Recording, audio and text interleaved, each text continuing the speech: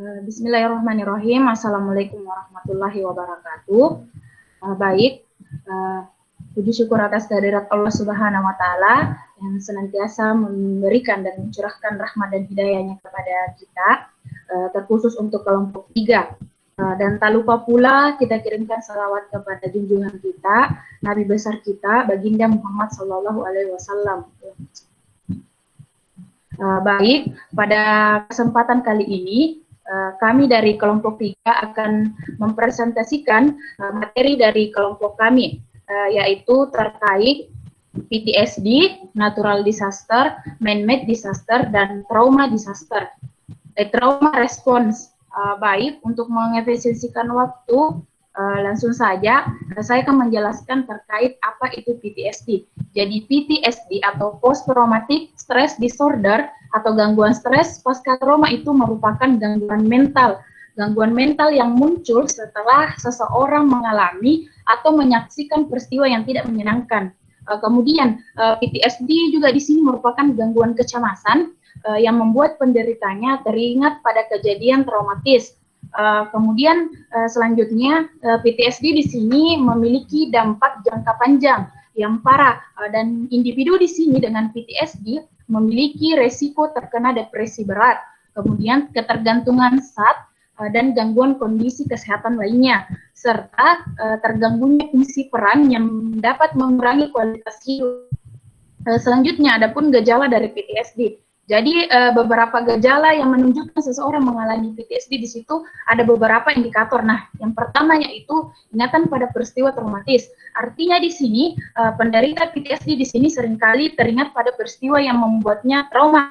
Bahkan penderita di sini merasa seakan mengulang kembali kejadian tersebut. Kemudian yang kedua di sini, indikator yang kedua yaitu kecenderungan untuk mengelak. Nah, artinya di sini penderita PTSD enggan memikirkan atau membicarakan peristiwa yang membuatnya trauma.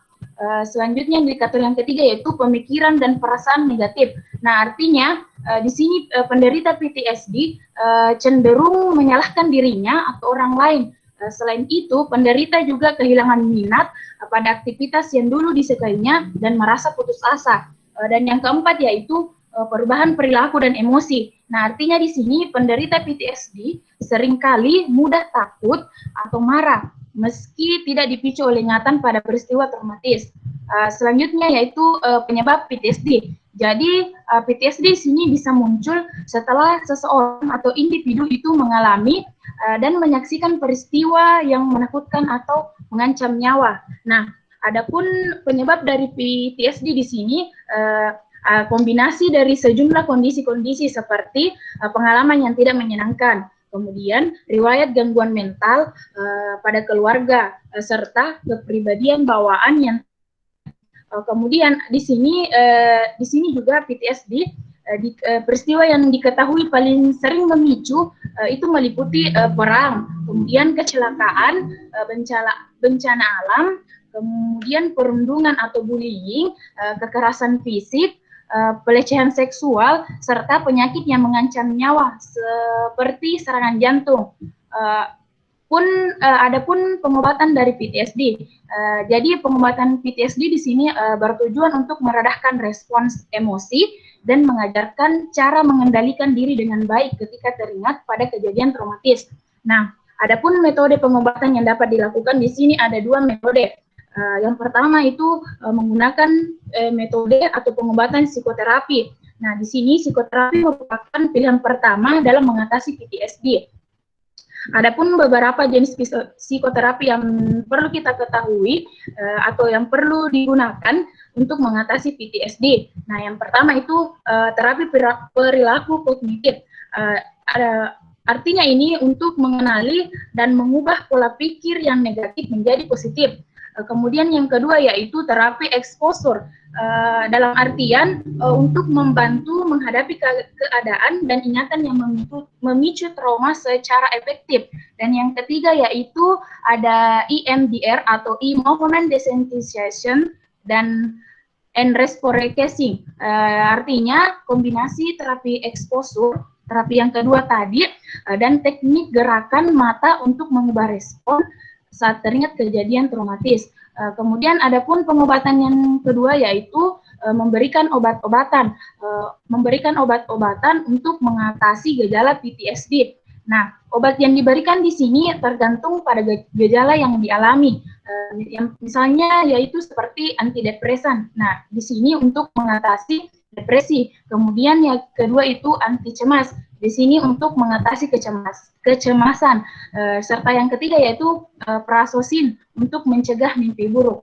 Kemudian ada pun komplikasi dari PTSD. Nah, di sini PTSD bisa mengganggu kehidupan penderitanya, baik di lingkup keluarga ataupun pekerjaan. Selain itu, penderita PTSD juga berisiko menderita gangguan mental lain seperti depresi, gangguan makan, gangguan kecemasan, ketergantungan alkohol, serta penyalahgunaan nafsa.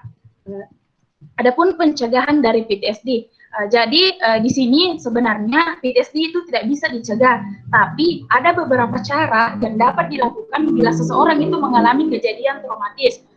Misalnya yang pertama itu kita bisa mulai atau seseorang yang mengalami PTSD itu bisa bicara kepada keluarga, teman, kerabat atau terapis mengenai kejadian traumatis yang dialami. Kemudian yang kedua yaitu orang yang mengalami PTSD ini mencoba untuk fokus pada hal yang positif, termasuk ketika mengalami peristiwa traumatis. Nah, contohnya seperti ini, orang tersebut merasa bersyukur bisa selamat dari kecelakaan yang dialami. Baik, mungkin itu materi dari PTSD. Selanjutnya saya serahkan ke teman saya untuk materi selanjutnya. Baik, di sini saya akan menjelaskan tentang natural disasters atau bencana-bencana alam. Di sini definisi bencana adalah peristiwa atau rangkaian peristiwa yang mengancam dan mengganggu kehidupan masyarakat yang disebabkan oleh faktor alam atau faktor non-alam maupun juga faktor manusia yang sehingga mengakibatkan timbulnya korban jiwa manusia, kerusakan lingkungan, kerugian harta benda, dan dampak psikologis. Adapun jenis-jenis dan faktor penyebab bencana alam antara lain gempa bumi. Gempa bumi adalah getaran atau guncangan yang terjadi di permukaan bumi, patahan aktif, aktivitas gunung berapi, atau runtuhan batuan. Yang kedua, letusan gunung berapi merupakan bagian dari aktivitas vulkanik yang dikenal dengan istilah erupsi. Yang ketiga, tsunami. Tsunami adalah serangkaian gelombang ombak laut raksasa yang timbul karena adanya pergeseran di dasar laut akibat gempa bumi. Selanjutnya ada tanah longsor. Tanah longsor di sini merupakan salah satu jenis gerakan massa tanah atau batuan ataupun percampuran keduanya menurut atau keluar lereng akibat terganggunya kestabilan tanah atau batuan penyusunan lereng. Selanjutnya ada banjir bandang, adalah banjir yang datang secara tiba-tiba dengan debit air yang besar yang disebabkan terbendungnya aliran sungai pada aluran sungai. Dan selanjutnya kekeringan. Di sini kekeringan maksudnya adalah hubungan antara ketersediaan air yang jauh di bawah kebutuhan air untuk kebutuhan hidup. Dalam kehidupan pertanian, kegiatan ekonomi, dan lingkungan.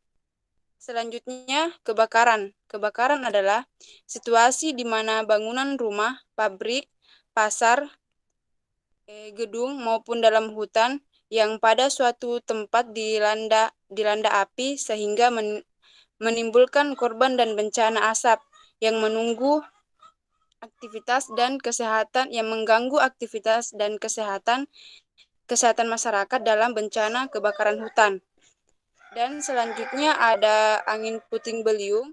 Yang angin puting beliung di sini bahwa angin kencang yang datang secara tiba-tiba mempunyai pusat bergerak melingkar dengan kecepatan 40-50 km per jam, sehingga menyentuh permukaan bumi dan akan hilang dalam waktu singkat. Dan selanjutnya ada gelombang pasang atau badai. Gelombang pasang atau badai yaitu gelombang tinggi yang ditimbulkan karena efek terjadinya siklon tropis di sekitar wilayah Indonesia yang berpotensi kuat menimbulkan bencana alam.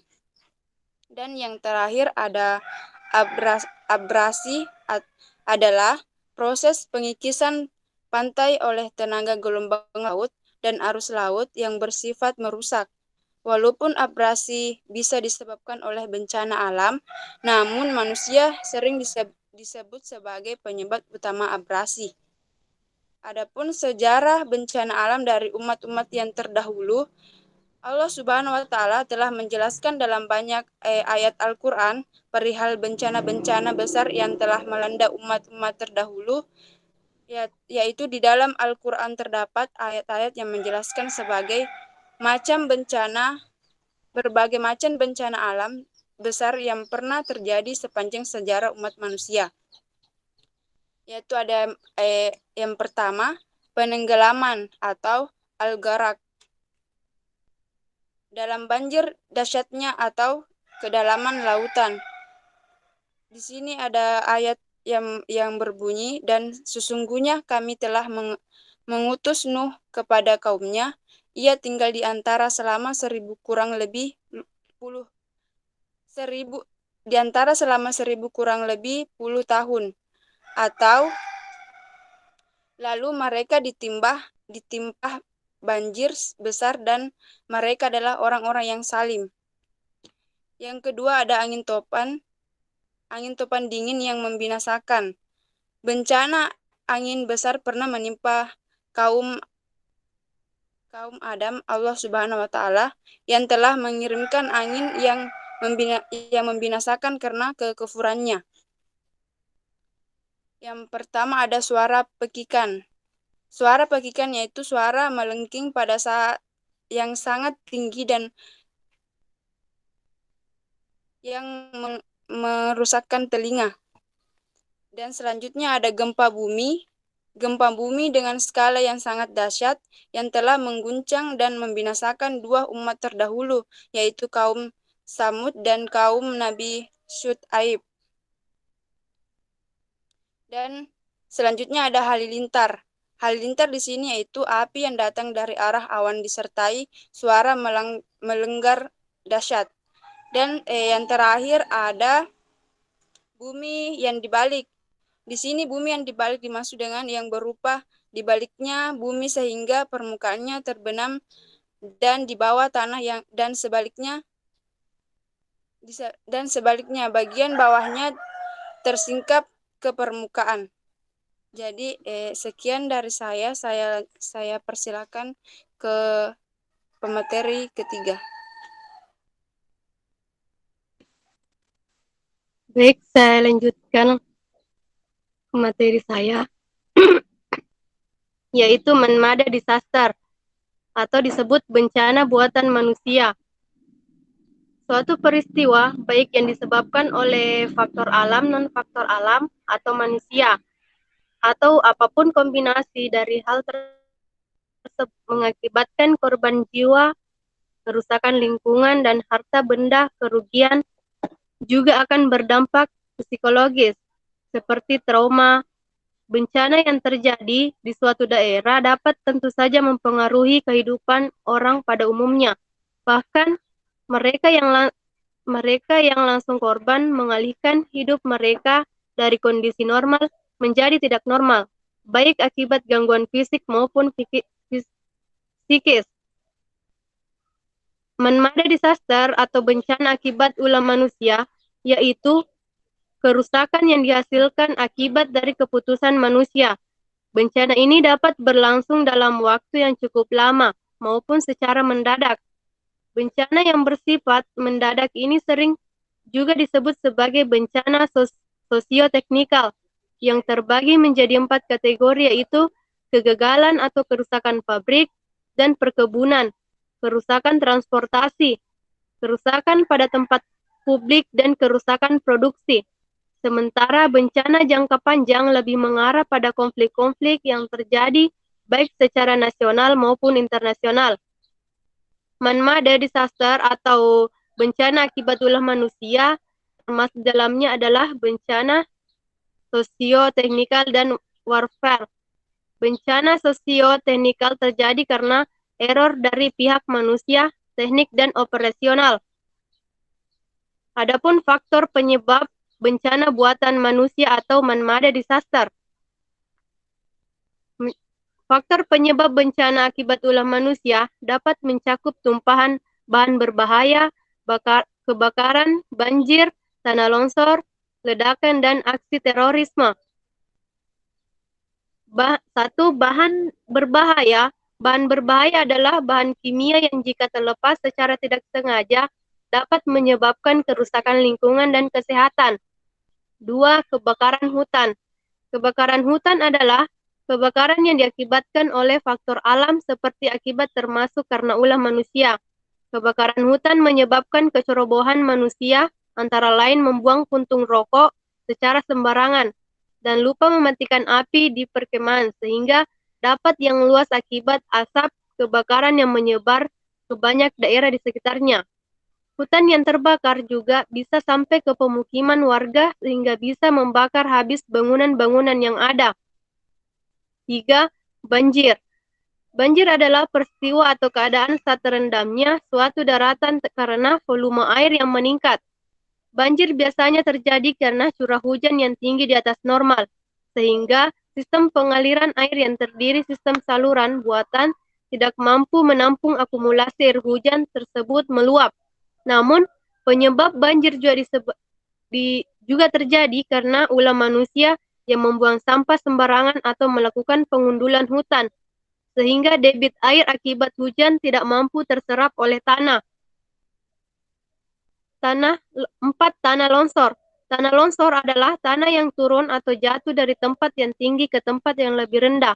Tak sedikit tanah longsor terjadi saat ada orang atau pemukiman di atas tanah yang longsor atau di bawah tanah yang jatuh. Penyebab tanah longsor umumnya karena perubahan yang terjadi pada ekosistem alam. Banyaknya pohon-pohon yang ditebang juga menjadi salah satu dari sekian banyak penyebab tanah longsor. Kelima, terorisme atau ledakan.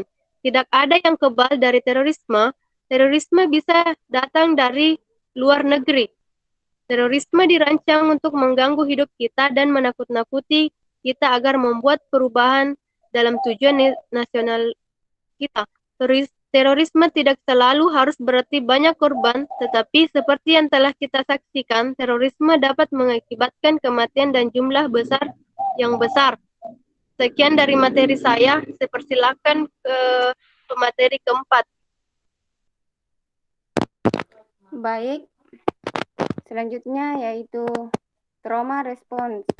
Yang pertama, pengertian trauma. Trauma berasal dari bahasa Yunani yang berarti luka. Kata trauma digunakan untuk menggambarkan kejadian ataupun situasi yang dialami oleh korban. Kejadian atau pengalaman traumatik akan dihayati secara berbeda-beda antara individu yang satu dengan yang lainnya, sehingga setiap orang akan mengalami reaksi yang berbeda-beda pula pada saat menghadapi kejadian yang traumatik.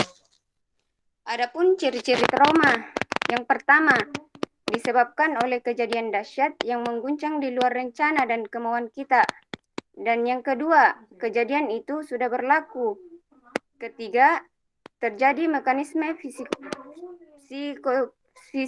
psikofisis, artinya kalau tidak melawan maka saya akan binasa. Dan yang keempat, sensitif terhadap stimulus yang menyerupai kejadian asli. Trauma adalah suatu peristiwa yang luar biasa yang menimbulkan luka dan perasaan sakit, tetapi juga sering diartikan sebagai suatu luka atau perasaan sakit berat akibat sesuatu kejadian luar biasa yang menimpa seseorang langsung atau tidak langsung, baik luka fisik maupun luka psikis. Trauma bisa saja melanda siapa saja, yang mengalami suatu peristiwa yang luar biasa seperti perang, terjadi perkosaan, kematian akibat kekerasan pada orang-orang tercinta, dan juga bencana alam seperti gempa dan tsunami. Gangguan pasca trauma bisa dialami segera setelah peristiwa traumatik terjadi. Bisa juga dialami secara tertunda sampai beberapa tahun sesudahnya. Kondisi trauma biasanya berawal dari keadaan stres yang mendalam dan berlanjut yang tidak dapat diatasi sendiri oleh individu yang mengalaminya. Bila keadaan trauma dalam jangka panjang, maka itu merupakan suatu akumulasi dari peristiwa atau pengalaman buruk yang memilukan yang kemudian konsekuensinya menjadi suatu beban psikologis yang amat berat dan mempersulit diri seseorang dalam proses penyesuaian diri. Trauma dibagi ke dalam 4 tipe. Yang pertama, trauma situasional. Trauma situasional sering terjadi akibat bencana alam, kecelakaan kendaraan, kebakaran, perampokan, pemerkosaan, perceraian, kehilangan pekerjaan, ditinggal mati oleh orang yang dicintai, kegagalan dalam bisnis, tidak naik kelas bagi beberapa siswa, dan sebagainya. Yang kedua, trauma perkembangan. Trauma perkembangan sering terjadi pada setiap tahap perkembangan, seperti penolakan teman sebaya, kelahiran yang tidak dikehendaki, peristiwa yang berhubungan dengan kencan, berkeluarga, dan sebagainya. Dan yang ketiga, trauma intrapsikis. Trauma intrapsikis, trauma ini sering terjadi akibat kejadian internal seseorang yang memunculkan perasaan cemas yang sangat kuat, seperti munculnya homoseksual, munculnya perasaan benci pada seseorang yang seharusnya dicintai, dan sebagainya. Dan yang terakhir, trauma eksistensial. Trauma eksistensial, trauma ini sering terjadi akibat munculnya kekurangan berartian dalam kehidupan. Itulah materi yang saya sampaikan. Selanjutnya saya serahkan kepada pemateri selanjutnya. Saya akan melanjutkan materi dari pemateri sebelumnya, yaitu gejala-gejala trauma. 3 jenis gejala trauma, yaitu yang pertama intrusive symptom atau gejala yang mengganggu. Kedua, avoidance symptom atau gejala penghindaran. Dan yang ketiga, arousal symptom.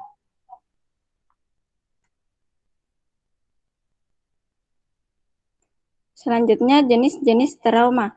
Ada beberapa jenis trauma yang dikenali, yaitu yang pertama, trauma personal atau korban pemerkosaan, kematian orang tercinta, korban kejahatan, peran, dan keganasan. Kedua, trauma mayor, bencana alam, kebakaran, dan lain-lain. Kavanak mengelompokkan trauma berdasarkan kejadian traumatik, yaitu pertama, trauma situasional. Trauma situasional adalah trauma yang disebabkan oleh situasi seperti bencana alam, peran, kemalangan, kebakaran, rompakan, pemerkosaan, perceraian, kehilangan pekerjaan, ditinggal mati oleh orang yang dicintai, gagal dalam perniagaan, tidak naik kelas bagi beberapa pelajar, dan sebagainya. Kedua, trauma perkembangan. Trauma perkembangan adalah trauma dan stres yang terjadi pada setiap tahap perkembangan, seperti penolakan dari teman sebaya, kelahiran yang tidak diingini, peristiwa berhubungan dengan kencan, keluarga, dan sebagainya. Ketiga, trauma intrapsikis. Trauma intrapsikis adalah trauma yang disebabkan oleh kejadian dalaman seseorang yang memunculkan perasaan cemas yang sangat kuat, seperti perasaan homoseksual, benci kepada orang yang seharusnya dicintai, dan sebagainya. Dan yang terakhir, trauma eksistensial. Trauma eksistensial yaitu trauma yang diakibatkan karena kurang berhasil dalam hidup. Jadi itulah materi dari kelompok 3. Sekian. Assalamualaikum warahmatullahi wabarakatuh.